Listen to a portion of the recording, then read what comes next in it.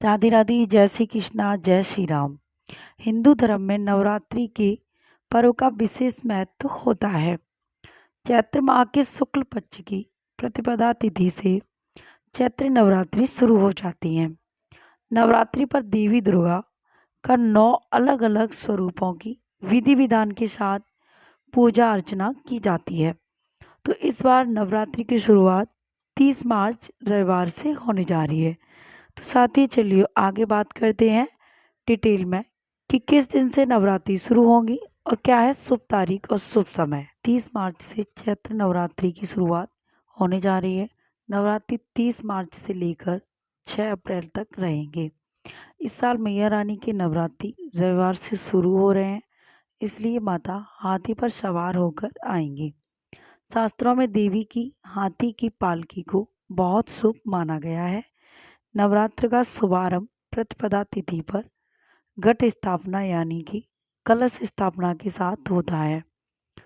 नवरात्रि की घट स्थापना में देवी माँ की चौकी लगाई जाती है और 9 दिनों तक मैया के 9 अलग अलग स्वरूपों की उपासना की जाती है। कलश को भगवान विष्णु का प्रतीक माना जाता है। माँ दुर्गा की पूजा करने से पहले कलश की पूजा की जाती है। नवरात्रि में माँ दुर्गा के 9 स्वरूपों की विधि विधान से पूजा की जाती है। साल भर में कुल 4 नवरात्रि आती हैं, जिसमें चैत्र और शारदीय नवरात्र का महत्व काफ़ी ज़्यादा होता है।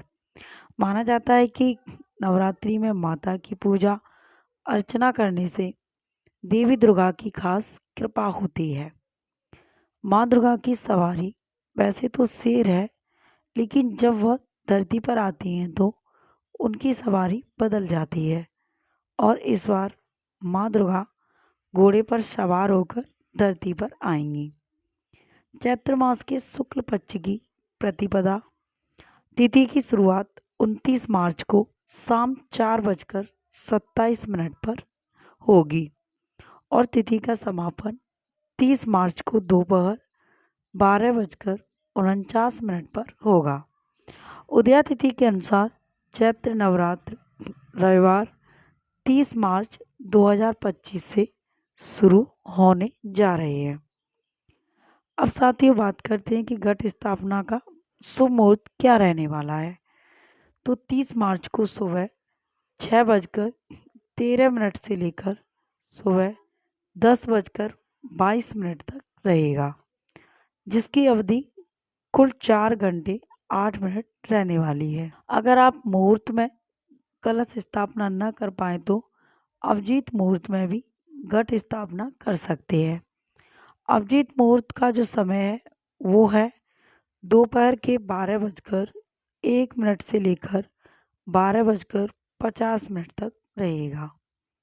अब साथियों बात करते हैं कि चैत्र नवरात्रि में कैसे माँ दुर्गा की पूजा अर्चना करें।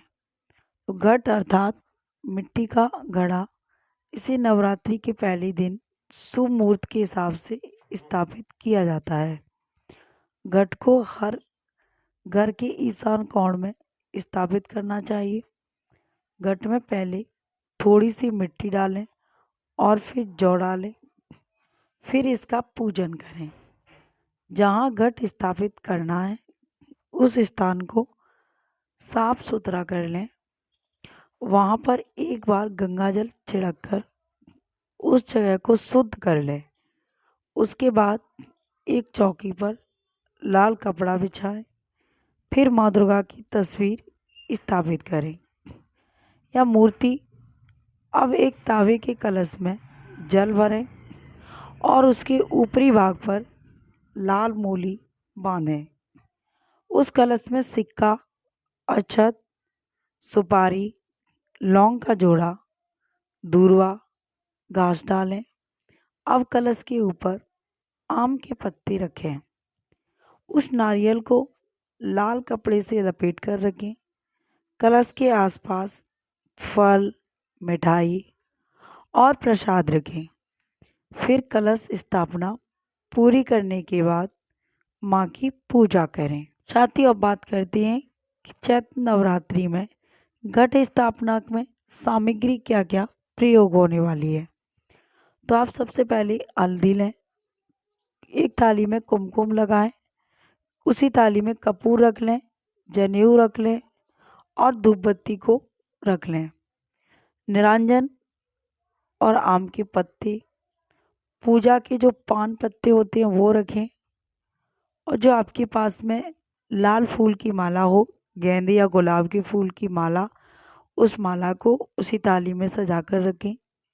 आप पंचामृत बना लें, आप चाहे कैसे भी पंचामृत बना सकते हैं। जिन जिन सामग्रियों से पंचामृत बनाया जाता है, जैसे कि शहद, चीनी, घी, जल, और आप बूरा ले सकते हैं। तो इस तरीके से, या फिर आप शहद ले सकते हैं। 5 चीज़ों को मिलाकर पंचामृत बनाया जाता है, वो आप बना लें। फिर गुड़ खोपरा लें, खारीक लें, बादाम उसी थाली में रख लें, सुपारी भी रख लें, जो पूजा वाली सुपारी होती है। सिक्के ले लें, चांदी का सिक्का हो या फिर ये आप रोज़ाना पूजा अर्चना रोज़ाना जो ज़रूरत के सामान वाला पैसा होता है, पैसा सिक्के वाला, वो ले आप। नारियल लें, 5 प्रकार के फल ले लें, जैसे सेब हो, अनार हो, केला हो, पपीता हो, आम हो। फिर चौकी, मतलब जो पाटा होता है, उसको लें, कुश का आसन लगाएं और नैवेद्य आदि, ये सारी सामग्री लें। अब मैं बात करती हूँ कि चैत्र नवरात्रि की जो तिथि है वो कौन से, किस दिन किस माता की पूजा करनी चाहिए। तो साथियों, चैत्र नवरात्रि तिथि मतलब 2025, इसमें जो प्रतिपदा पड़ रही है, यानी कि जो शुरुआत हो रही है नवरात्रि की, वो हो रही है प्रतिपदा से, और उस दिन माँ शैलपुत्री की पूजा की जाएगी। तो ये तिथि रहने वाली है 30 मार्च 2025 को। फिर जो दूसरा दिन है, जिसे हम द्वितीया बोलेंगे, तो इस दिन माँ ब्रह्मचारिणी और तृतीया भी माँ चंद्रघटा, यानी कि द्वितीया और तृतीया तिथि एक ही दिन हो गई हैं। तो इस दिन 2 माँ की पूजा अर्चना की जाएगी, ब्रह्मचारिणी माता की और चंद्रघटा की। अब ये दोनों तिथि 30 मार्च 2025 को रहने वाली हैं। अब चतुर्थी है 1 अप्रैल 2025, और इस दिन माँ कुष्मांडा की पूजा की जाएगी। अब पंचमी तिथि जो रहने वाली है वो है 2 अप्रैल 2025 को। इस दिन माता स्कंद माता की पूजा की जाएगी। फिर षष्ठी है 3 अप्रैल 2025 की। इस दिन माँ कात्यायनी की पूजा की जाएगी। फिर सप्तमी पड़ेगी 4 अप्रैल 2025 की। माँ कालरात्रि की पूजा की जाएगी। फिर अष्टमी आएगी, अष्टमी होगी 5 अप्रैल 2025 की। इस दिन माता महागौरी की पूजा की जाएगी।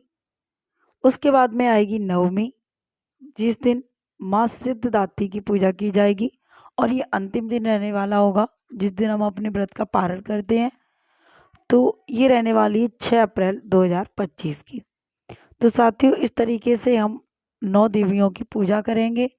द्वितीया तिथि और तृतीया तिथि एक हो गई है, एक ही दिन 2 माताओं की पूजा की जाएगी, ब्रह्मचारिणी और चंद्रघटा माता की, 31 मार्च को।